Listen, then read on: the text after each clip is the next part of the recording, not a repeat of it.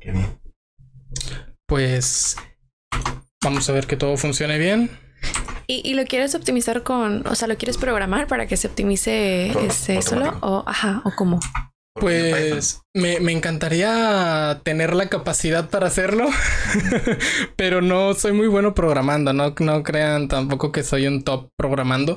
Normalmente lo que sé programar es por física. Es muy diferente como que programar para ciencias que cuando quieres programar para algo que te haga algo la computadora, sí. Un wizard o así, ¿verdad? Sí, normalmente claro. los programadores que te hacen un programa que te facilite las cosas son programadores que están más preparados para la programación orientada a objetos, ¿verdad? Sí, claro. Y yo soy más de análisis de datos y cosas así, programación que yo considero que es más básica que lo que ellos hacen. Ellos hacen cosas más top. Sí, está padre. Aquí empezamos, Eli. Ya antes hacía una presentación, ahora ya no la hago. Ahora ya no presento porque sentía muy robótico. Además me empezaron a hacer memes de yo presentando el podcast, que no. fue muy vergonzoso. No sé si te imaginas cómo fue que encontré tu perfil. De hecho, estaba buscando invitados últimamente. He estado buscando invitados en el área científica. Me gusta platicar con gente que le gusta la ciencia. A mí me gusta mucho la física.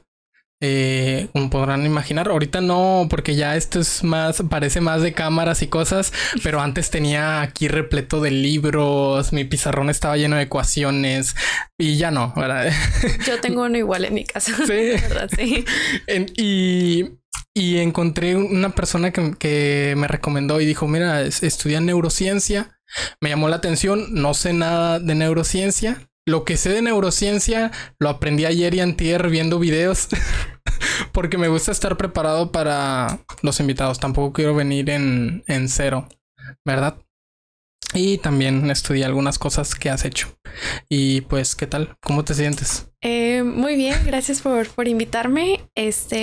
Mi carrera es nanotecnología, pero sí, o sea, me especializo en neurociencia. Sí. Y mi doctorado es 100% neurociencia, sí. Neurociencia, nanotecnología en el TEC, ¿verdad? Sí, en el TEC de Monterrey. Es ingeniería así se llama, ingeniería en nanotecnología. Sí, solo es ingeniería en nanotecnología. Me parece que en años anteriores era ingeniería en nanotecnología y ciencias químicas. Sí. Pero ya es solo ingeniería en nanotecnología. Sí. ¿Cuándo fue que te empezó a llamar la atención? Lo sé porque leí tu carta de presentación, pero las personas que están viendo esto no la leyeron. ¿Cuándo fue que te empezó a llamar la atención la nanociencia, la neurociencia? Bueno, pues fue en la prepa, de hecho, en mi último año de prepa. Iba a estudiar negocios, pero por azares del destino terminé en química. Una vez una maestra en la clase de biología nos había dicho que iba a haber un concurso de ciencias en TEC y a mí en ese entonces me estaba yendo muy bien en química. Y había dicho que era un día sin clases, comida gratis, paseo, y yo dije, suena muy bien, ¿por qué no? Entonces pues me inscribí y me puse a estudiar el temario de química. Y había un tema que no me sabía y que había intentado encontrar, pero no encontraba como fuentes confiables o fuentes de las que pudiera entender el tema. Y le fui a preguntar a mi maestro de química, pero no se lo sabía. Entonces me mandó con un maestro que entrenaba a los estudiantes de Olimpiadas. Yeah. Y pues perfecto. Me explicó el tema súper rápido, 10 minutos. Y después de explicarme el tema, me preguntó que si quería quedarme para entrenar con los de las Olimpiadas de Química. Y no lo pensé, no le di muchas vueltas, simplemente dije que sí. Creo que me sentí especial por un momento de sí, wow, los chicos de las Olimpiadas de Química, se me hacía algo súper lejano en ese entonces. Y pues a partir de ahí empecé a entrenar para las Olimpiadas de Química. 4 meses después fueron las Olimpiadas, las estatales. Y pues pasé a la siguiente etapa, saqué 3er lugar estatal. Sí. Y ese periodo me cambió la vida. O sea, ese periodo fue donde por fin entré a un laboratorio de química sólido. O sea, estábamos viendo experimentos que yo nunca había visto. O sea, mi laboratorio de prepa no tenía tantos reactivos, entonces nunca habíamos hecho una práctica de qué era la química realmente. Entonces tuve 2 meses de entrenamiento, no solo también de laboratorio, pero también de materias, físico-química, química orgánica. Y para mí fue una experiencia totalmente nueva y me encantó porque me acuerdo que en la primera práctica teníamos unas soluciones que no tenían color y no tenían olor, eran transparentes, parecían agua. Y las combinamos y donde las combinamos, primero se hizo un precipitado blanco y luego se hizo rojo. Entonces no entendí qué estaba pasando y dije, ¿por qué si estas dos cosas que parecen agua pueden hacer un precipitado rojo en segundos? Entonces ahí fue cuando dije que wow, esto es increíble, me encanta. Y ahí fue donde me enamoré de la química completamente. En las Olimpiadas de Química en preparatoria, ¿no sentiste ese contraste? Bueno, en las Olimpiadas ya ves que cambian el modelo de exámenes a un examen que tiene unas 25 preguntas, a ya solo tener un examen de 5 preguntas y 3 horas, 2 horas, ¿verdad? Es muy distinto. 4 horas, no. Sí, depende, ¿verdad? Yo creo que he visto Olimpiadas que te dan tanto tiempo. Las de física sí te dan 4 o 5 horas. Las de matemáticas también. Y tú ves y 4 problemas. Sí, exacto. Pero es más intimidante porque, sí. O sea, ay, no. Sí, definitivamente. Pues, en la época de cuando no estaban entrenando, o sea, me acuerdo que mi examen de química analítica duró más de 4 horas, fueron como 4 horas y media y ni siquiera lo terminé. Y ninguno de mis compañeros lo terminó. O sea, de que ay, es. Creo que es muy normal cuando uno participa en las Olimpiadas no acabar. Sí. El que tener problemas y que no solo es que como en la escuela que cada un problema a lo mejor el siguiente es más difícil que el pasado, así es que aquí todos son difíciles y depende de lo que te gusta el cómo vas a disfrutar de hacer el problema. Por ejemplo, en las Olimpiadas de Matemáticas, si disfrutas más de geometría y te ponen un triángulo circunscrito en algo, lo vas a disfrutar más que cuando te ponen una ecuación de teoría de números y te ponen dando la siguiente sucesión, cuánto es n cuadrado más n y es como... Precisamente. En ese aspecto, cuando tú te acercaste a las Olimpiadas de Química, ¿qué era la rama que te gustaba? ¿Qué te llamaba la atención de todas las ramas que puedes tener dentro de la química? Al principio me gustaba mucho química inorgánica, perdón. Y después me gustó más química orgánica. Ya. La verdad, todos me gustan. No soy tan fan de química analítica. Esa es como que igual la que más o menos me gusta. Pero físico-química, química orgánica, química inorgánica... de hecho, me acuerdo que en mi primera clase de físico-química el doctor entró y dijo que... hola estudiantes, ¿ustedes sabían que las rocas se evaporan? Y yo ahorita se me hace algo tan obvio, pero en ese entonces que no sabía nada de química, fue algo muy extraño. Y tengo otro amigo de otras olimpiadas de otro estado que me dijo que su primera pregunta, igual tenía un maestro igual que el mío, y la primera pregunta que fue ¿cómo evaporar un perro o algo así? Y yo...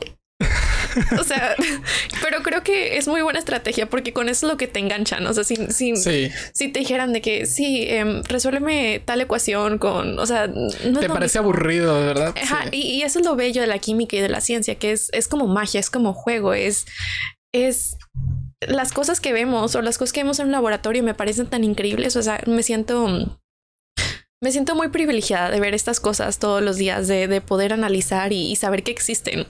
Yeah. Porque igual si cuentas tu trabajo a alguien que no es exactamente de las ciencias, a lo mejor no están al tanto de lo que está pasando realmente. Entonces ver estas cosas tan extrañas pero tan innovadoras es un privilegio.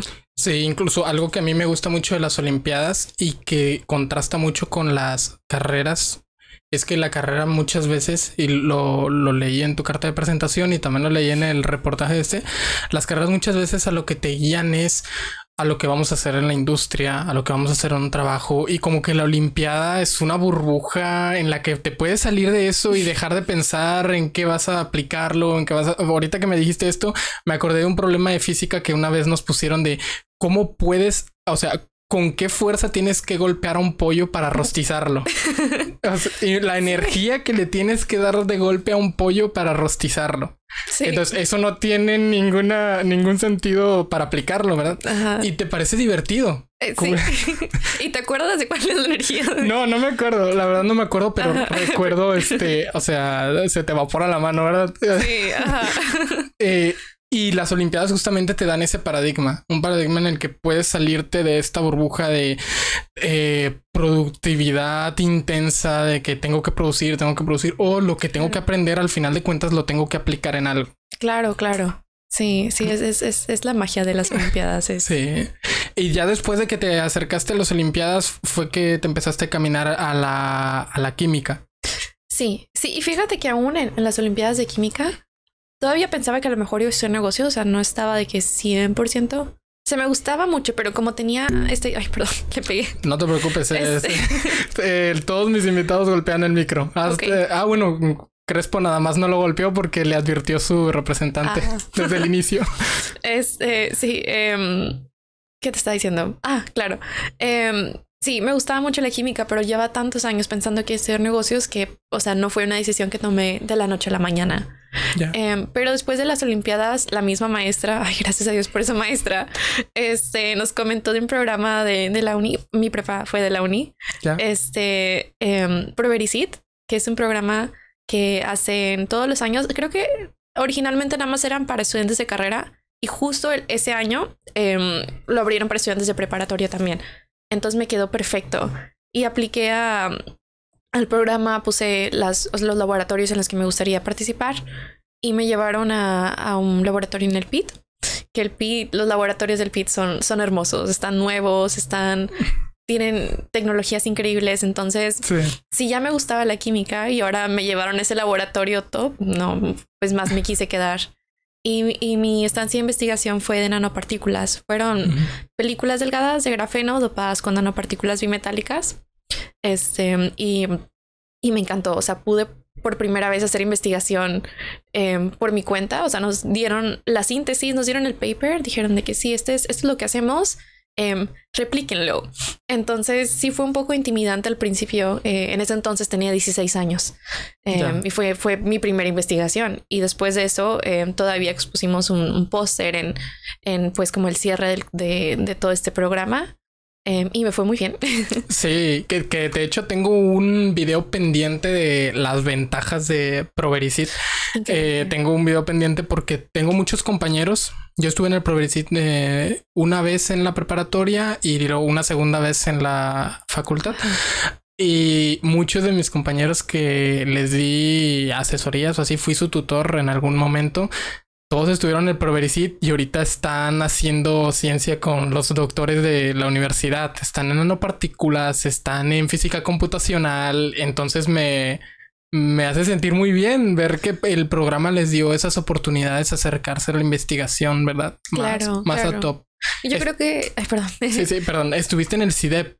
No, estuve en la Prepa 15, Florida. ¿Prepa 15, Florida? Sí. No conozco. Está de hecho enfrente del TEC, entonces por eso fue más fácil acercarme a ese concurso que comentaba hace poco. Ya. Sí. Sí. No sé por qué supuse que estuviste en el CIDEP. No, estuve en la Prepa 15. Supongo que todas las personas que van al TEC dije, tenía que venir del CIDEP.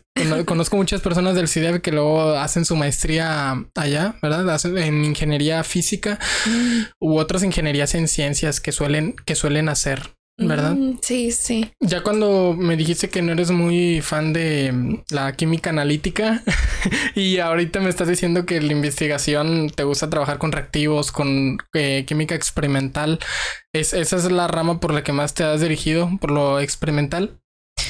Creo que lleva un poco de ambos. Aplicar nanotecnología a neurociencia, sobre todo en México, creo que puede ser difícil. No hay tantas opciones de laboratorios que trabajen con neurobiología. Por ejemplo, al menos en el TEC sí trabajan con neurotecnología, pero no puedo ir al laboratorio y encontrar un vial de neuronas y empezar a correr mis experimentos. Entonces creo que como esa falta de no sé cómo llamarlo, de acceso a esas herramientas te fuerza a buscarle lo teórico, no nada más es lo experimental. Y claramente para hacerlo experimental necesitas una buena base teórica. No puedo no puedo llegar al laboratorio y pensar, sí, me gusta hacer esto y es lo que quiero hacer y no va a salir si no lo planeo detalladamente, si no sé las cantidades, la molaridad. Puedo matar a mis neuronas y se echó a perder un vial de neuronas de 30,000 pesos. Entonces, sí. creo que también es no un miedo, pero un respeto que me dio al entrar a la ciencia, porque son cosas tan brillosas y tan tecnológicas que ok, si rompo algo, este microscopio cuesta, no sé, 1,000,000 de pesos. Este vial chiquitito cuesta 10,000 pesos. Entonces, creo que desde el momento en el que entré a hacer experimentos, tenía esta conciencia de, ok, las cosas con las que estoy trabajando son muy caras, no son fáciles de conseguir. Igual, o sea, pedir un reactivo a México se tarda en la aduana, se tarda 3 meses. Entonces es complicado. Entonces es tener esta mentalidad de tengo que ser muy cautelosa con lo que voy a hacer experimentalmente. Por ello lo tengo que planear muy a detalle en teórico para saber que cuando vaya a hacer los experimentos sea un buen uso de mi tiempo y de los materiales que tengo disponibles. Ya. Muy importante. Sí, y justamente por esto es que uno busca alternativas en más lugares donde puedas trabajar justamente con los experimentos. Por ejemplo, aquí en México, en mi rama es muy difícil encontrar un lugar donde puedas trabajar con física de partículas. Claro. Sí, o sea, como que a fuerza puedes ir al CIMBESTAB y hay maestros increíbles, hay investigadores que trabajan en física de partículas. En la UNAM está el Cuvier, sí. En el CIMBESTAB está el maestro Hugo Compeán, que es un crack en teoría de cuerdas. Pero cuando quieres hacer experimentación, que al final de cuentas los artículos es lo que te piden, a que mostrar algo, ¿verdad? Es como que, bueno, pues puedes hacer una estancia en otro lugar, ve a Estados Unidos, ve a España, ve a Suiza, donde tengan el material necesario para que lo puedas hacer, porque si no es muy difícil, ¿verdad? Y justamente una pregunta que creo que lo puedes decir mejor que yo, ¿qué es neurociencia? Neurociencia es el estudio del cerebro, no un punto fisiológico, por ejemplo. Okay. Es diferente a neurología, no somos médicos, pero es entender para mí los procesos moleculares que ocurren en el cerebro desde un punto de vista químico. Tal vez una palabra más, no sé, apropiada, neuroquímica, tal vez. No. Creo combinar nanotecnología, que suena muy elegante, que solo es estudiar química realmente, con neurociencia, pero estudio los procesos moleculares del cerebro. Entonces, sí, reacciones químicas, procesos de neurodegeneración. En mi caso me gusta estudiar neurodegeneración. Pero es eso. En general. Sí, que justamente cuando hice mi investigación sobre neurociencia, me llamó la atención. No sé si sabes por qué. Como que la mayoría, tanto de los artículos que uno encuentra en Google, como los videos que te puedes encontrar en YouTube, en TikTok o así, como que los comparan neurociencia, neurología. Incluso había uno que me llamó mucho la atención que era como versus y psicología. ¿Por qué o por qué crees que la mayoría del contenido como que hace la distinción de estos?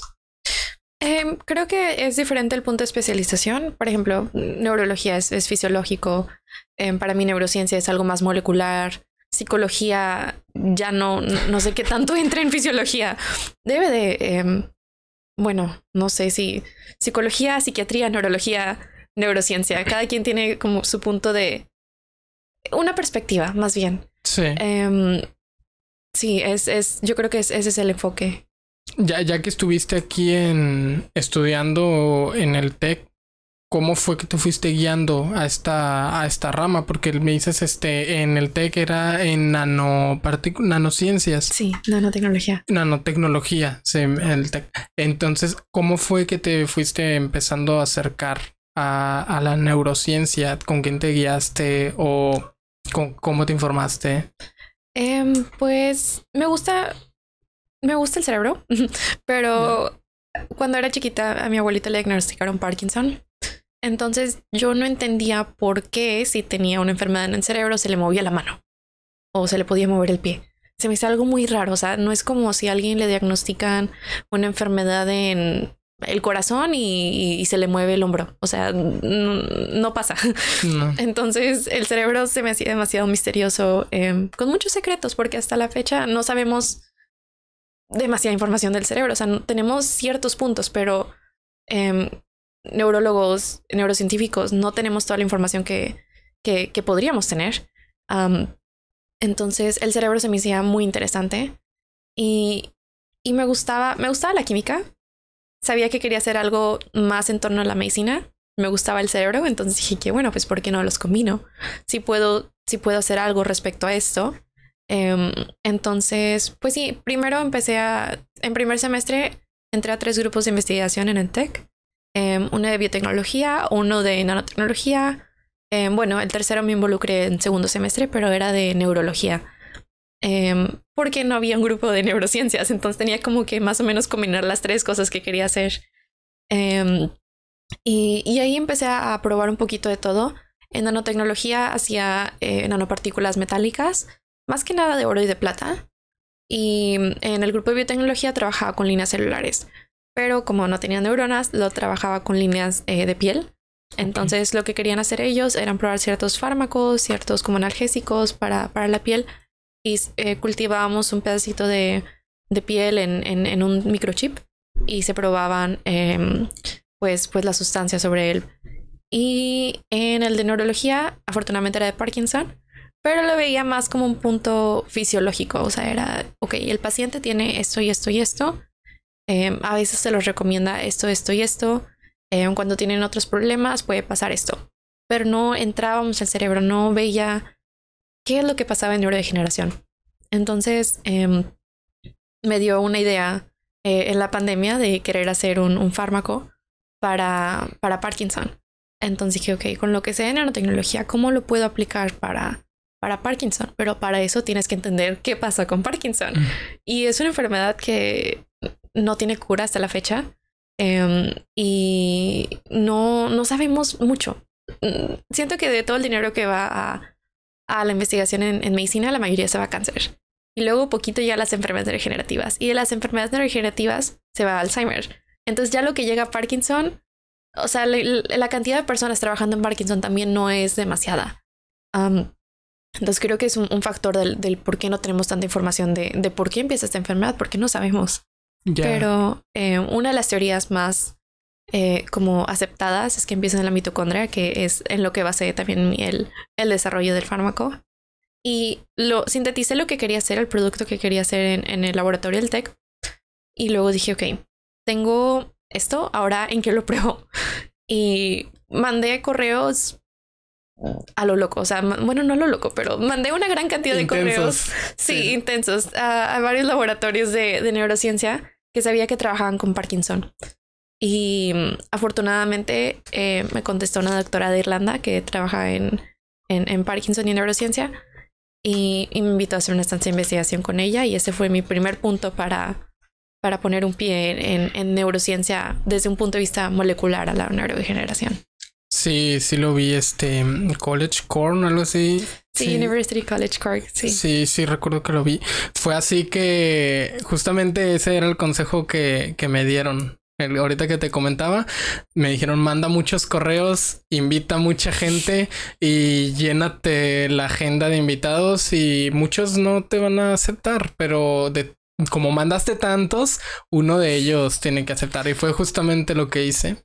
Y creo que en la investigación muchas veces es lo mismo, ¿verdad? Sí. Bueno, o conocer a alguien en algún congreso, que los maestros conocer en los congresos es súper padre, y ellos te dicen en qué trabajan, justamente si dan una charla o una plenaria, y ya ahí haces el contacto para poder trabajar con ellos. Claro, los congresos son una herramienta increíble de networking en el mundo científico. Creo que sobre todo porque hay una gran comunidad de personas introvertidas, me incluyo. Sí.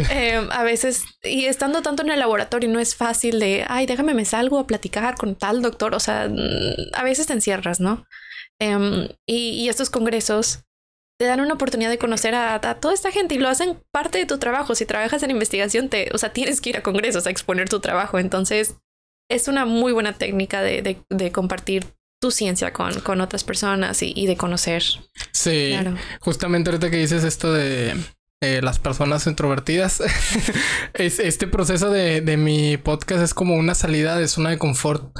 Yo no suelo, de hecho es muy raro escucharme hablar. Probablemente las personas que me escuchan en podcast es porque tengo que platicar, no puedo quedarme callado y dejar que la persona hable, ¿verdad? Pero es tan extraño escucharme hablar que me empiezo a poner ronco como a los 20 minutos de que estoy hablando. Siempre me empiezo a poner ronco porque no me cuesta, ¿verdad? Y en los congresos te topas mucha gente así y es muy agradable. Sí. Sí. Ya cuando estuviste una estancia en Irlanda, ahí fue enfoque totalmente sobre la investigación, ¿o también llevaste clases o algo así? No, fue solamente investigación, fue en verano. Entonces, sí, fue full en mi trabajo, en lo que quería hacer, en mis objetivos. Entonces, probar lo que quería hacer en las neuronas, en un modelo de Parkinson neuronal. Ahora ya viéndolo desde un punto de vista ya enfocado a lo que tú querías, ¿qué diferencia sentiste a comparación a lo que veías aquí en Monterrey? Todo. Creo que pues es que es eso, o sea, ni siquiera veo ese tipo de laboratorio aquí. Entonces es el laboratorio en el que entré era un laboratorio de 2 pisos de pura neurociencia y todos eran neurocientíficos trabajando en Parkinson. Entonces para mí eso fue algo tan nuevo y tan extraño, porque no solo porque las tecnologías y los materiales que tenían allá eran nuevos para mí, sino porque la mayoría de esas personas, no todas, pero sí la mayoría, yo creo que un buen 85% de esas personas les interesaba la enfermedad. O sea, había gente que igual y se metía por, bueno, es el trabajo que encontré, pero la mayoría de ellos les interesa el Parkinson. Probablemente también tengan otro familiar con esta enfermedad, pero querían resolver el problema, querían saber qué estaba pasando, querían saber cómo podían hacer algo al respecto. Entonces eso fue para mí algo tan agradable, sentir la integridad, el valor, porque creo que hay que ser valientes para aventarse a ese tipo de aventuras, a intentar escarbar por qué empieza cierta enfermedad, qué podemos hacer por los demás. Entonces ese sentimiento de esta gente que le importaba estas personas fue increíble para mí. Sí, si pudieras dar un pequeño abstract de lo que hiciste ahí específicamente, ¿qué dirías? Probé nanopartículas muy chiquititas, de 1 a 10 nanómetros, como pues tratamiento para la enfermedad de Parkinson. Fue, bueno, un abstract así. Déjame lo pienso. Sí, me imagino. Es como cuando la gente se me acerca y quiere que le resuma lo que haces, el modelo estándar o cosas así, ¿verdad? Sí. Resúmelo en 5 palabras. No es como que se pueda hacer, ¿verdad? Tú puedes extenderte. Es un poco complicado, pero bueno, esencialmente lo que hice fue se extraen, muchas personas no saben esto, pero se extraen neuronas de pacientes, se extraen neuronas de modelos de ratas, se aíslan y eventualmente se cultivan en el laboratorio. Entonces, ya cuando creces una red neuronal, le pones una toxina específica a la enfermedad, en este caso a Parkinson. Entonces, usamos una toxina para crear el modelo de Parkinson en un cultivo neuronal y tratamos a las neuronas con las nanopartículas que había hecho. Sí. Ya, vaya, es un abstract bastante interesante. Cuando extraen las neuronas, bueno, yo estoy muy desinformado de esto. ¿Cómo lo suelen hacer? ¿Qué hacen específicamente? No entiendo, creo. Sí, de hecho, a mí también, yo no sabía por qué tenía neuronas en el refri de repente. Sí, es un concepto muy extraño. Sí. Al principio, pues yo nada más la sacaba del refri, ¿no? Pero luego le pregunté a un amigo de que, oye, ¿qué pasa ahí? Y al parecer, las neuronas que vienen de los humanos vienen de cirugías. Entonces, algún paciente, incluso hasta pacientes recién muertos, o sea, que el tejido sigue viable, extraen un pedazo de tejido y pues el tejido claramente, o sea, es el conjunto de células. Entonces, por medio de enzimas, digieren a las células, entonces las reducen a células, a un grupo de células, las disipan del tejido, las centrifugan y las limpian. Entonces ya el vial que tienes ya lo puedes usar para cultivar. Ya. Ya después de tu estancia en este verano, al regresar acá, ¿trataste de comunicarte con alguien a contarle lo que aprendiste o tratar de aplicar aquí lo que viste allá? Bueno, realmente me fui 8 meses. Ah, okay. O sea, estuve 2 meses en Irlanda y luego de Irlanda me pasé a Oxford. Sí. Ya estuve 6 meses y acabo de regresar hace no mucho. Yo creo que tengo 2 meses aquí. Pero no le he contado a muchas personas lo de mi tratamiento. Creo que pues a los laboratorios en los que estuve trabajando allá, porque es lo que planeo hacer, lo que planeo continuar. Afortunadamente el tratamiento parece ir muy bien. Entonces tenemos muy buenos resultados para continuar. Y los siguientes pasos serían intentar hacerlo en animales, en ratas. Ya. Entonces, pero sería continuar en el laboratorio de allá. Cuando me dices tratar de hacerlo en animales, en ratas, ¿te refieres a que el animal puede tener la enfermedad? ¿O a qué te refieres? Sí, así como le provocamos Parkinson a las neuronas, con la misma toxina podemos provocarle Parkinson a ratas. Oh, ya. Yeah. Entonces, sí, se hace un modelo y pues inyecta el fármaco. Sí. Sí. Vaya, no me lo imaginé, dije, se escucha súper raro, pero ya que me lo dices es así, ¿verdad? ¿Y tu estancia en Oxford, qué tal? Increíble. Ese sí era un centro específicamente, el centro de Oxford para Parkinson. Sí, el de Irlanda estaba padre, el de Oxford estaba increíble. Todo fue como un sueño. El laboratorio gigantesco. Era un equipo de investigación y generalmente los grupos de investigación son que 7, 15 personas. Ya 15 es mucho. Aquí éramos como 45. Pero es increíble. Igual mucha gente con mucha integridad, con mucha pasión por el trabajo, por lo que hacen, por investigar neurociencia, por hacer algo por Parkinson. Entonces eso me llena mucho. Las instalaciones increíbles, cosas que nunca había visto ni que sabía que existían. Muy buena mentoría, todo fue como un sueño. Me dices que ahí fueron 6 meses, ¿verdad? 6 meses, sí. ¿Fue un trabajo más largo o ya la estadía era así de 6 meses? No. Lo tomé como parte de mi plan educativo porque tenemos un semestre en el TEC que se llama Semestre TEC, donde tenemos la opción de hacer una concentración, una estancia de investigación o trabajo. Entonces yo escogí por hacer una estancia de investigación, pero el TEC no tenía convenio con el Oxford. Entonces lo que hice fue mandar correos también y me contestó un doctor de Oxford, vio mi perfil, tuvimos una entrevista y pues aceptó a mentorearme ese semestre. Y fue un proyecto diferente al que hago, que originalmente sí era intentar probar nanopartículas al final, pero el proyecto era muy largo, era cultivo celular 3D. Entonces ya no nada más tenía las neuronas en un platito, tenía una red de neuronas que hacían la barrera hematoencefálica. Entonces lo que queríamos hacer es en un chip de 3 canales, cultivar 3 tipos de células para hacer un modelo de la barrera hematoencefálica. Entonces teníamos neuronas, astrocitos, pericitos y las pegábamos juntas, se cultivaban las células sobre las otras en un tubo para poder hacer como que una especie de vena. Okay. Y luego se ponía la toxina para simular el Parkinson. Entonces fue algo muy complejo.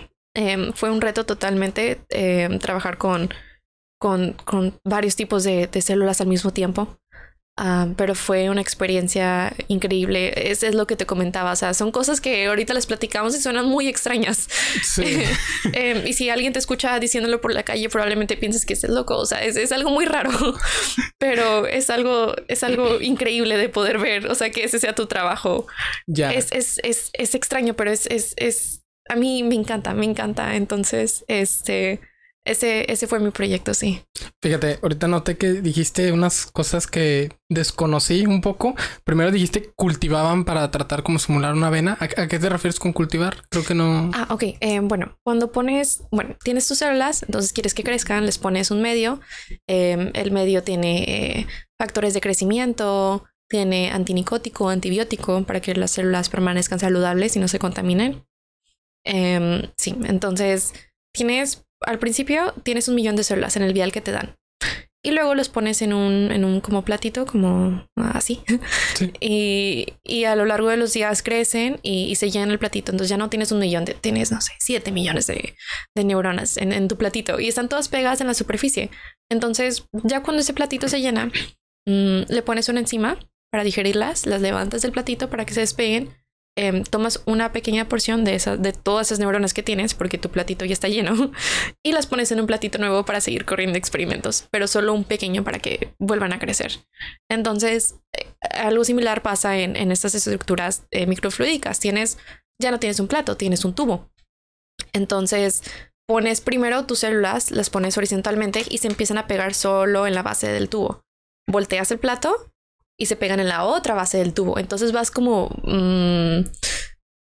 ¿cuál es la palabra? Como pintando el tubo con neuronas. Vas recubriendo el tubo con neuronas para que estén pegadas de esa forma. Y haces lo mismo pegas las otros tipos de células, los astrocitos y los pericitos de la misma forma. Para que esto crezca, me imagino que tienen un proceso para que no se mueran, ¿verdad? Porque me dijiste que podían pasar de crecer de tanta X cantidad de células a X más 1, ¿verdad? ¿Ustedes ese proceso para las ponen algo, las alimentan de algo para que no mueran justamente? ¿O? Pues nada más es estar cambiando el medio de crecimiento. Su medio es su alimento.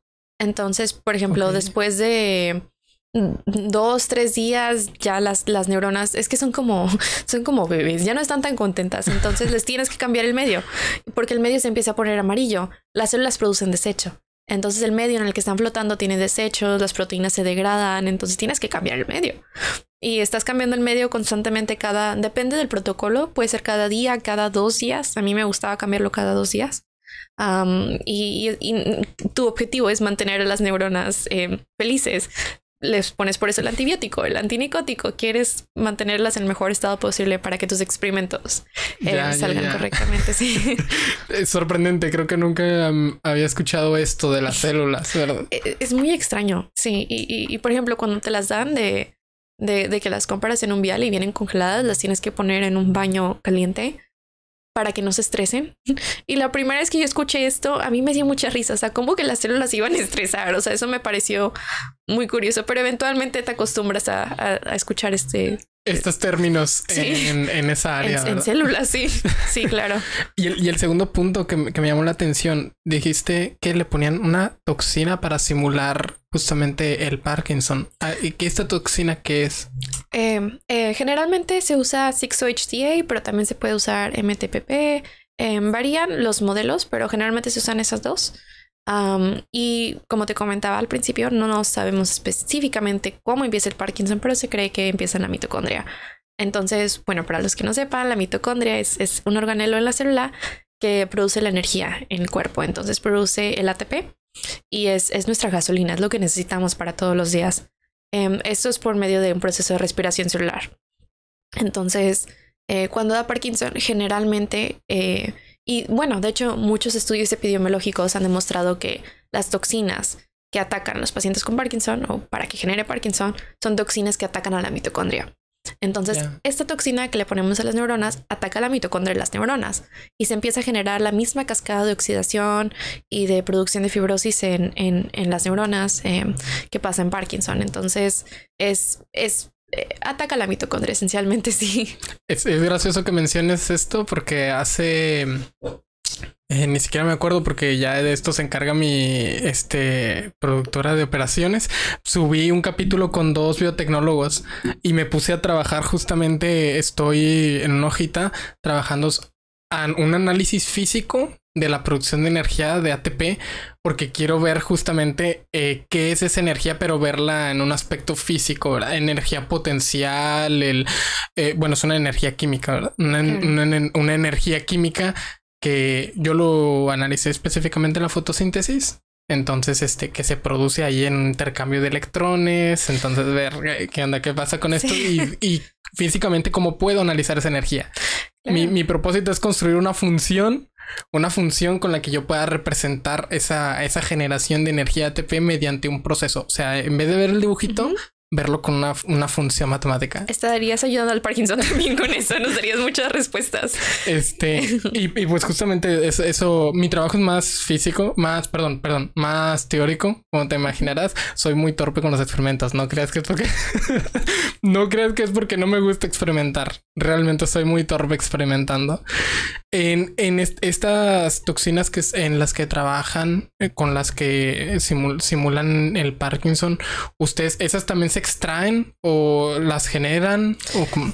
Pues se sintetizan, pero Okay. fíjate que varias de ellas son pesticidas. Por ejemplo, rotenona también se usaba. Se usaba antes mucho y luego después descubrieron que era hasta para, por ejemplo, nosotros los científicos que estamos pipeteando, usando esa sobre las células, a varios científicos no sé cómo pasaba que les empezó a afectar.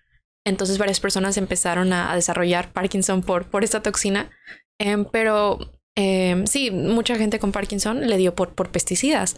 Okay. Entonces antes, se usaba esto y después dijeron de que, bueno, no, vamos a sintetizar algo parecido que igual ataque la mitocondria y que sea más... menos peligroso para las personas que lo están manejando. Entonces nace 6-HDA. Sí. Pero sí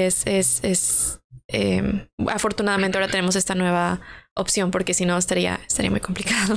Fíjate que acabo de notar que me salté un punto muy importante, ¿no? Y lo tenía aquí apuntado. No te pregunté qué es, ahorita que le dijiste cómo se genera ese, ¿qué es el Parkinson? ¿Qué es la enfermedad de Parkinson? Pues sí, la enfermedad de Parkinson de hecho es la segunda enfermedad neurodegenerativa que afecta a más personas en el mundo. Empieza por ataque a la mitocondria, lo que sabemos. Hay muchas teorías, de hecho, hay algunas personas que piensan que es por un virus. Otras personas dicen que empiezan en el estómago. No sabemos por qué llegan porque hay algunos depósitos de grupos de proteínas que se generan en Parkinson que llegan hasta el estómago. Entonces hay muchas teorías, pero se supone que empieza en la mitocondria. Y a partir de esto se empiezan a morir un grupo de neuronas que se llaman, son neuronas dopaminérgicas. Entonces producen la dopamina, que es un neurotransmisor.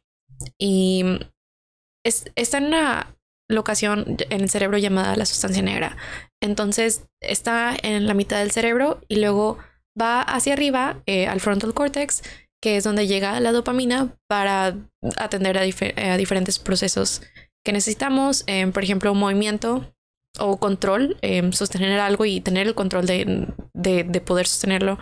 Entonces, lo que pasa cuando no tenemos dopamina y este neurotransmisor no está llegando a esta parte del cerebro a la que tiene que llegar, se invierten los procesos. Entonces, por eso las personas con Parkinson tienen un temblor, porque el control que tenían lo pierden y al contrario, y al mismo tiempo tienen rigidez. Entonces tienen rigidez y tienen temblor, no controlan lo que quieren controlar y viceversa. Entonces esto es como que el hallmark más importante de la enfermedad. Pero un dato muy interesante es que generalmente así se diagnostican a los pacientes, pero cuando ya los diagnostican, esta enfermedad tiene 20 años, 15 años en el cuerpo del paciente. O sea, cuando ya hay ese tipo de movimientos y de síntomas, significa que hay una pérdida de neuronas dopaminérgicas de 70 a 90%. Entonces la sustancia negra ya no está tan negra. Ya. Y asusta, porque si no tenemos cura y los medicamentos que tenemos para tratar los síntomas solo los podemos administrar cuando ya hay una neurodegeneración muy grande, ya es un poco muy tarde, la calidad de vida del paciente decrece mucho. Entonces, sí, pero generalmente las personas con Parkinson y con Alzheimer también, de hecho, da 15 o 20 años más antes de que las pueden diagnosticar. Pero hay síntomas muy sutiles, por ejemplo, síntomas gástricos, síntomas de olfato. De hecho, el primer síntoma que presenta un paciente con Parkinson es pérdida de olfato, ya no huelen tan bien. Y luego empiezan a tener algunos problemas digestivos, a veces, no en todos los pacientes, depende del estudio, pero a veces tienen problemas del corazón, a veces tienen pesadillas, tienen sueños muy vívidos. Entonces hay toda esta combinación de síntomas que parece que no tienen relación en uno en el otro, pero son pues marcadores iniciales de un paciente con Parkinson, sí. La detección, me llamó la atención, la detección es totalmente sintomática? O sea, ¿tienes que ver síntomas para detectarlo o por algún otro estudio te puedes dar cuenta si tiene Parkinson o no? Lamentablemente ahorita no hay como un test de oro para decir, toma este test para saber si tienes Parkinson. No es como cáncer, no es como otras enfermedades. Tiene que ser un set de varios estudios. Por ejemplo, el doctor de neurología con el que trabajaba aquí en Monterrey me comentaba que de todos los pacientes que ve todos los días, 70% de ellos no tienen Parkinson. Porque esa es otra cosa. Muchas veces se confunde Parkinson con demencia con cuerpos de Lewis o con algún otro trastorno en movimiento y no es Parkinson. Entonces, para yo diagnosticar a alguien que tiene Parkinson, necesito ver sus síntomas, necesito un scan del cerebro, necesito un análisis de tal cosa. O sea, son varias cosas que se tienen que juntar para llegar a la decisión de que, ok, este paciente tiene Parkinson o no, tiene demencia con cuerpos de Lewis, tiene otro trastorno. Sí, de hecho, ahorita que me mencionaste los síntomas, me acordé de los efectos secundarios que a veces suelen producirte los antidepresivos, ¿verdad? Entonces me comentaste el temblar y la rigidez. Los antidepresivos a veces te generan esos efectos secundarios. Entonces, a una persona podría pensar eso, ¿verdad? Por eso te pregunto si hay un como un test que te pueda decir o algo que no sé. Pues como me mencionas ahorita, un estudio de sangre de otras enfermedades que te va a dar cuenta si tienes azúcar, si tienes alguna enfermedad así, ¿verdad? Diabetes o algo. Sí, claro. No, es lamentable. Es una combinación de muchas cosas.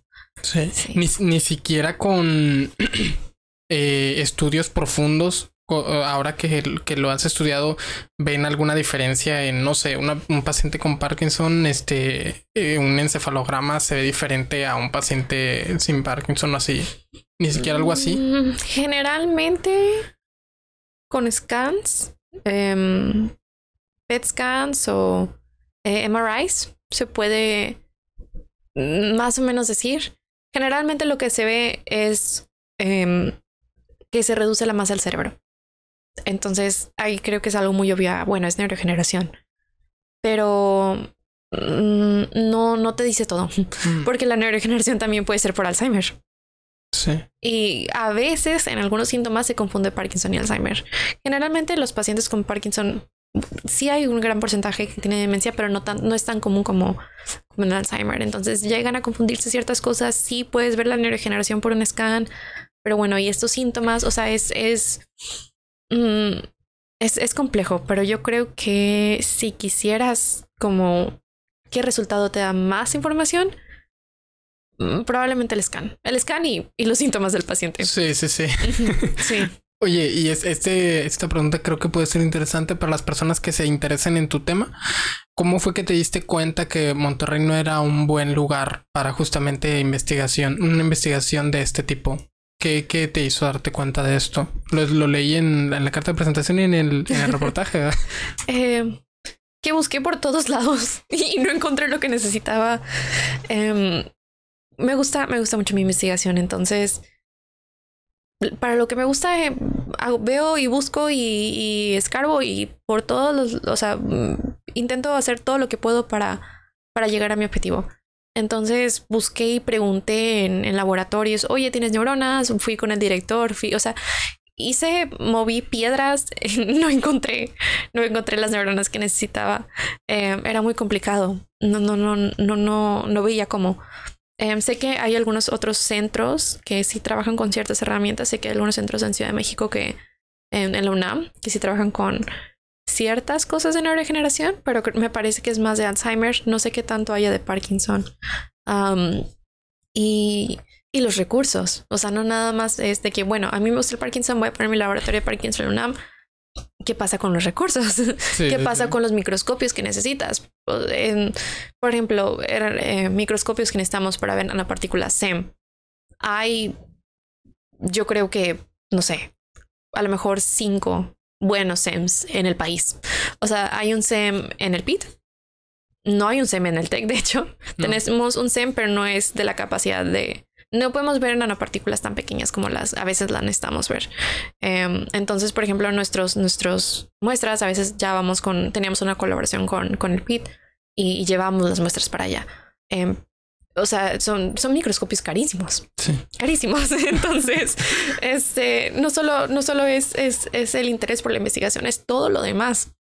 Y esto fue fue complicado de encontrar aquí en México y Inglaterra con el centro de Oxford especializado en Parkinson, un super mega laboratorio, nada más para eso. Creo que me quedó, lo vi y quise correr para allá, quise ver qué es lo que tenían, quise ver qué se está haciendo, cuál es la ciencia que se produce en ese tipo de lugares, con todas esas herramientas, con todas las posibilidades, qué está pasando ahí y cómo podemos hacer algo para el Parkinson. Sí, y muchas veces, pues obligadamente se tiene que acudir a este tipo de cosas, ¿verdad? No es como que, esta persona quiere estudiar esto y háganle un laboratorio aquí, más ahora con los cambios que hubieron en el CONACYT y para la inversión a la ciencia, ¿verdad? Imagínate para alguien que estudia rama de la ciencia que no tiene ninguna aplicación de cosas del inicio del universo y cosas así, como que ya somos los más desterrados, no nos recuerda a nadie. Sí. Es la importancia de ir a buscar a otros lugares, ¿verdad? Un lugar, por ejemplo, Suiza, que sí tiene un súper acelerador de partículas. Que a ti en lo personal, ya cuando empezaste a mandar mensajes y todo, ¿ya tenías algo sabido de lo que había en Oxford o consultaste también otros lugares donde se investigara sobre el Parkinson? Consulté varios lugares. Mandé a una universidad en Alemania. Mandé a Irlanda, mandé a Inglaterra, estuve mandando a varios, de hecho mandé a Suiza también, pero mandé a EPFL. Hay un área científico que sigo por mucho tiempo que se llama Hilal Lashuel, gran neurocientífico. Entonces tiene su laboratorio de Parkinson muy bueno también. Pero por ejemplo, es que sí tienes laboratorios de Parkinson, pero no es como Oxford. Oxford tiene todo el centro de Parkinson. O sea, entonces eso fue para mí lo que más me convenció. Es todas las herramientas de Parkinson, todo el enfoque es ahí. O sea, una enfermedad que a lo mejor no están estudiada en otras partes, tiene su enfoque total. Entonces, sí. ¿Ahorita tienes en mente alguna otra estadía o escuela de verano enfocada para algo de investigación actualmente? Si todo sale bien, voy a estar en Columbia University en Nueva York ahora en verano. Voy a hacer igual una estancia de 2 meses y medio con la doctora Carol Troy. Entonces ella trabaja igual en neurodegeneración, pero trabaja con receptores de captasas. Entonces los que inician todo el proceso de apoptosis y de muerte celular. Y le interesa también la microglia, que es parte de mi investigación. Bueno, creo que he dado cosas muy generales, pero mi investigación se enfoca en nanopartículas para Parkinson, pero quiero ver cómo mis nanopartículas interactúan entre la mitocondria y la microglia, que es otro tipo de célula en el cerebro que ayuda a la neurona en procesos de inflamación y cuando viene algún agente a atacarlas. Entonces, afortunadamente a ella también le gusta la microglia, entonces queremos estudiar cómo se relaciona los receptores de captasas con la microglia. Y ya después de la estancia de verano, pues empiezo mi doctorado. Qué padre. ¿Qué va a ser en Oxford? En Oxford. En el mismo centro de Parkinson, sí. ¿En qué es el doctorado? Es continuar mi propuesta de tratamiento. Ya. Y precisamente en esto, en estudiar receptores de adenosina con la microglia y la mitocondria. Quiero ver qué pasa cómo la toxina rompe con el proceso de respiración celular y eso provoca la neurodegeneración. ¿Qué es lo que está pasando entre la mitocondria? Porque la mitocondria está dentro y la microglia está afuera. Es otro tipo de célula. Entonces, como 2 tipos de células se conectan, la parte de afuera y la parte de adentro, para generar toda esta cascada. Entonces no sabemos y me intriga mucho. Entonces esa es mi investigación. Sí. ¿Tienes referencias de personas investigadores que hayan trabajado en algo parecido? ¿O quieres empezar desde cero? Fíjate que sí y no. Obviamente toda la ciencia es un producto de un trabajo en equipo de trabajo. Hay como ese dicho de Newton, que estamos en los hombres de los gigantes. O sea, sí. Es todo el trabajo de todos los Miramos científicos. Sobre hombros de gigantes. Exacto. Es todo el trabajo de antes, después. Pero esta idea me surgió porque estaba leyendo un paper de cirrosis en ese tiempo. Y había unos receptores de adenosina que los había visto en Parkinson. Entonces dije, ok, yo estudio esto para neurodegeneración. ¿Por qué estoy viendo esto en cirrosis? Y pasa algo también con la mitocondria. Entonces esto para mí fue ¿por qué? ¿Qué está pasando aquí? O sea, esto yo lo veo en el cerebro, ¿por qué se está replicando en el hígado? Y de ahí fue que, ok, me puse a investigar más, puse a hacer más conexiones, qué pasa con respiración celular, por qué esos receptores están aquí también. Y a partir de ahí fue cuando empecé como a generar esta teoría y junté muchas piezas, la verdad, junté muchos papers, leí para el tratamiento que hice ahorita que me preguntabas de la parte teórica. Yo creo que tuve que leer mínimo unos 250 papers. Fácil, fácil, leí 250 papers simplemente para esta teoría.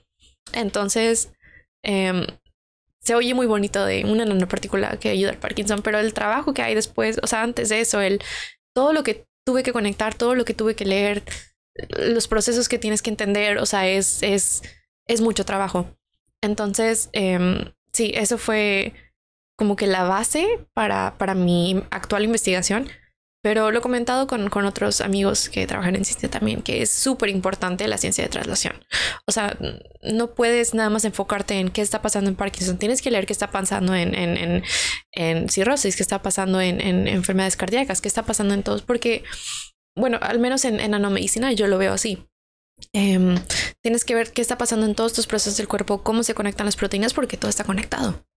Entonces, la ciencia translacional es súper importante. No puedes avanzar en tu investigación apropiadamente si no estás viendo otras perspectivas. Y si nada más tienes tu idea y nada más tienes la mirada fija en, ok, esto es lo que hago y esto es lo que está pasando en este pedacito, nunca vas a poder conectar todo lo demás. Es demasiado. Se escucha súper bonito esto porque es algo que la física quiere, ¿verdad? Sí. La física quiere poder ver las estrellas y saber deducir algunas partículas. Esta unificación, gran unificación que todavía no se nos da. Uh-huh. Y qué gracioso ahorita que mencionaste lo de Newton, ¿verdad? Justamente porque vemos a Newton como un gigante y él no se veía así. Sí. Pero sí, el analizar, el estudiar a veces, muchas veces este señor... Tuve una escuela de verano con él, se llama, siempre olvido si es Luis, Jorge o Juan. Una disculpota, sí. Pero se apellida Maldacena, es un argentino. Y él tiene una teoría que se llama correspondencia ADS-CFT, que justamente es el análisis de un modelo relativista ADS, anti-de Sitter, y CFT, un conformal field theory, que son teorías conformes en teoría de partículas, y el ver que son lo mismo, estás estudiando exactamente lo mismo matemáticamente, físicamente, pero estás estudiando dos ámbitos distintos. Y ahorita que me comentas el estudiar otras enfermedades y el poder llegar a una conclusión de la tuya, eso tú te lo das hablando con colegas, o investigando por tu cuenta, no sé, cómo tú personalmente, ¿verdad? Te guías o diriges para, voy a estudiar de estas otras cosas sin saturarte. Claro, porque si nos podemos estudiar todo lo que está haciendo toda la gente en la ciencia, pues me vuelvo loco así, ¿verdad? Claro. El tratar de analizar otras ciencias, otras cosas, otras enfermedades sin tú saturarte, o sea, o decir, fíjate, esto puede estar relacionado con lo que yo hago. Estaba leyendo un paper de cirrosis porque tenía una tía que tenía cirrosis. Entonces quería saber qué estaba pasando con ella. Eres muy curiosa en el aspecto de conozco a alguien que le pasa algo y te gusta investigar profundamente sobre eso. Sí, quería saber cuáles eran los tratamientos actuales que se usaban para cirrosis. Entonces quería saber qué estaba pasando y si podía ser algo que podía funcionar, que algún estudio que se había utilizado. Entonces en ese entonces estaba leyendo ese paper y por eso fue que me di cuenta de esta combinación de procesos bioquímicos. Entonces, a partir de ahí lo pude conectar con Parkinson y no solo eso, o sea, a partir de ahí también entendí la importancia de, a lo mejor si mi tía no hubiera tenido esta enfermedad, nunca hubiera salido de Parkinson, a lo mejor nunca me hubiera topado con ese paper. Entonces, son cosas que te pasan en la vida que se van conectando por una o por otra razón. Y esa fue la razón por la que leí otro paper. No tenía esta idea de, es que la ciencia translacional es importante. No me llegó del cielo, no me llegó de la nada. Pero fue ahí cuando entendí, ok, puedo leer un paper, por ejemplo, un paper al mes. un paper, no un paper al mes, 4 papers al mes, un paper por semana, mínimo, de otra ciencia. O sea, más los que yo leo todos los días de mi ciencia, de neurociencia, de Parkinson, mínimo otro paper a la semana de otra enfermedad. Súper importante. Y creo que esto ayuda mucho los journals científicos. Tener una suscripción a un journal que te fuerzan, o te llega el correo, mira, este paper, tómalo, léelo y lo lees. O comprar el paper, el journal en físico y darle un vistazo. Ok, aquí en diabetes, por ejemplo, la enfermedad de Parkinson también no solo se conecta con cirrosis, pero se conecta con diabetes. Okay. Entonces, leer de otras enfermedades en medicina es súper importante, y tener este compromiso de saber que la ciencia de traslación es una llave para poder avanzar tu investigación. Es una clave, es vital, es algo que se tiene que hacer si quieres ser un buen investigador en nanomedicina. Tienes que leer otros papers de otras ciencias. Así fue como yo di por eso, y después lo comenté con otros amigos y me dijeron de que sí, obvio. Y yo de que, pero sí, sin eso no llegas tan lejos. Creo que justamente a eso iba mi pregunta. Si tú tienes una estructura de, a ver, tal día leo tal cosa, tal día leo esta cosa, los fines de semana no leo, o tú te guías o no lo tienes estructurado de alguna forma. Sí lo tengo estructurado, pero fíjate que a veces es muy espontáneo. O sea, generalmente tengo el compromiso de leer mínimo 2 papers al día. Cuando ando súper agotada, de perdido leo la mitad de un paper, el abstract de un paper, pero no paso sin un paper al día. Tengo que estar leyendo siempre. Entonces, generalmente me gusta planear mis cosas en la semana. Me gusta saber qué es lo que voy a hacer en esa semana. Entonces, generalmente tengo una carpeta en Mendeley que, pues los que saben ciencia ya lo conocerán mucho, que es una herramienta increíble para guardar todos tus papers, para tenerlos en referencia, para tenerlos por carpeta. Buenísimo. Entonces tengo mi carpeta de Mendeley, busco, a veces me dan ideas y generalmente los domingos hago esto. Digo, ok, los domingos voy a buscar qué papers voy a leer y busco algunos, no busco los de toda la semana, busco, no sé, 5, 4. Y es que después de eso brotan los papers, o sea, lees algo y lo conectas con otra cosa y de ahí, o sea, te aparecen otros 10. Entonces, papers van a salir, o sea, si tienes de que mínimo una base, los vas a ir conectando y vas a ir encontrando otras conexiones. O sea, nunca se van a acabar. Sí. Entonces, pero sí tengo el compromiso de leer mínimo 1 al día, 2 al día. Y pues ya en base a lo que leo voy sacando más información. Porque no puedo predecir qué es lo que voy a encontrar. Sí. Pero es muy importante. Creo que tener esa libertad y esa creatividad en investigación es vital. Porque no es como, ok, voy a hacer esto porque me lo están pidiendo. Voy a hacer esto para generar ideas, investigaciones, estar en la frontera del conocimiento. Es saber, es que, bueno, pues no sabemos qué es lo que va a pasar, pero queremos encontrar estas conexiones. Entonces, tener esta creatividad y este pensamiento libre es muy importante para la curiosidad científica. Ya. Sí. Para las personas que se interesan por tu rama de la ciencia, ¿qué journals sueles estar suscrita o sueles leer? El de cajón, Nature. Todos sabemos que Nature es buenísimo.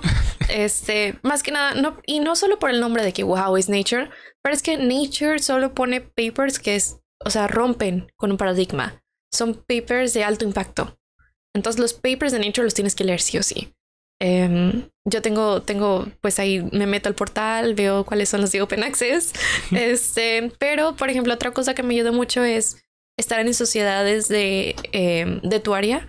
Por ejemplo, en mi caso, estoy en la sociedad de neuroquímica, estoy en la sociedad de Parkinson. Entonces son sociedades internacionales y tienen varios miembros. Como estudiante puedes unirte a ser miembro siempre y cuando hagas investigación o estudies algo en el tema. Haces tu aplicación, tienes que ir a la aplicación y es un proceso, no es muy largo, la verdad.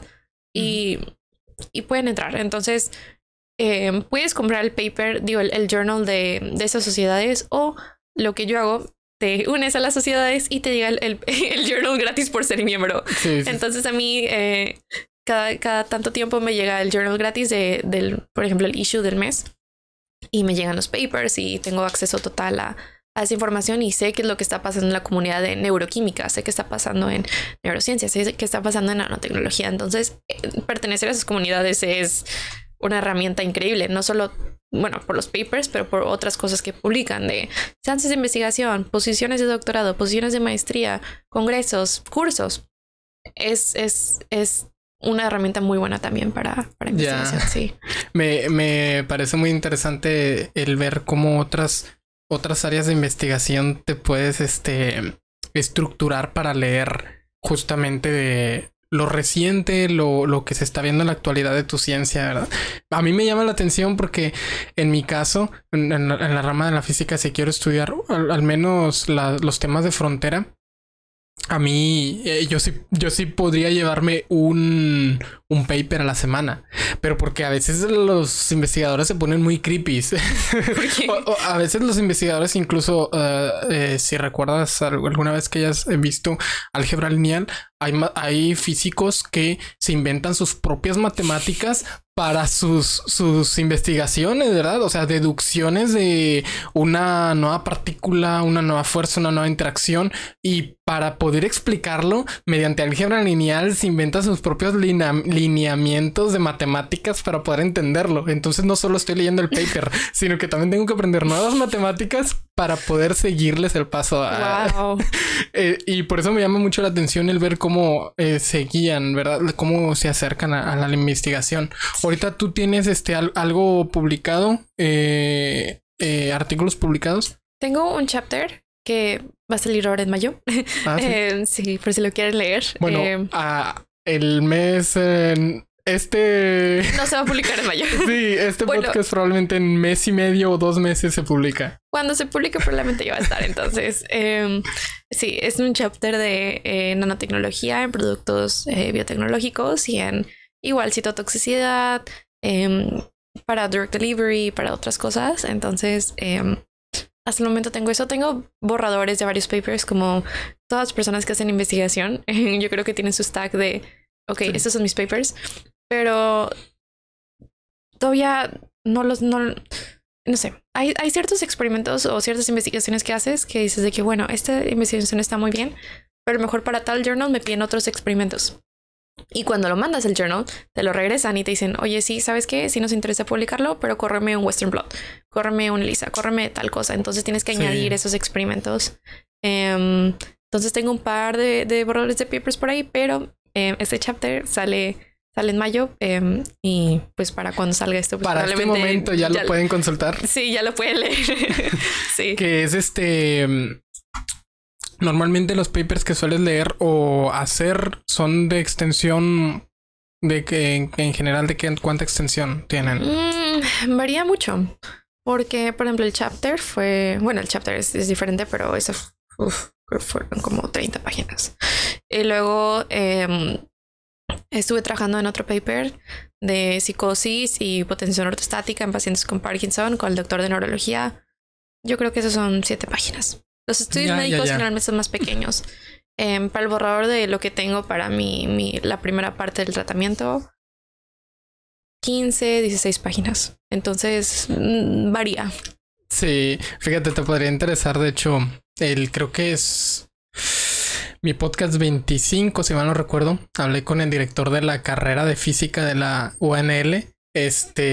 Y el profesor trabaja en nanociencias, nanopartículas, es su especialidad. Y me platicó cómo es que ellos pueden coger una proteína, o por ejemplo una neurona, y la simplifican. La simplifican para analizar en algún programa o en Python, ¿verdad? Que justamente él me dijo, ¿verdad? Esto, si lo ve un biólogo, le da risa. Le da la risa, o sea, porque está simplificándome una proteína a 2 nodos unidos con una línea. Sí. No me imagino. Sí me imagino, porque los físicos solemos hacer eso. Un análisis cinético es aproximar una nave espacial que probablemente los ingenieros de la NASA, de la CEO, los ingenieros de SpaceX analizan toda la aerodinámica de eso y aproximarlo a un punto. Claro.